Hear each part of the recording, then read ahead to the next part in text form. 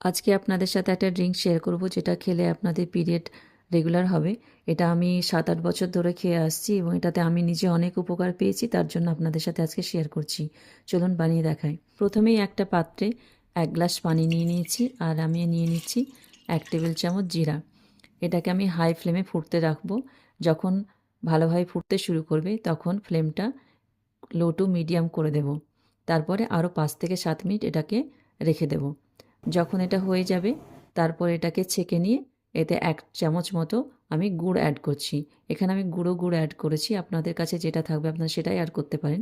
আর কারো যদি ডায়াবেটিস থাকে তাহলে আপনারা এটাকে অ্যাভয়েডও করতে পারেন, তবে গুড় দিয়ে খেলে এটা সবচেয়ে বেশি উপকার পাওয়া যায়। আপনাকে রোজ খেতে হবে না, আপনার পিরিয়ড ডেটের 2 থেকে 3 দিন আগে থেকে স্টার্ট করতে হবে।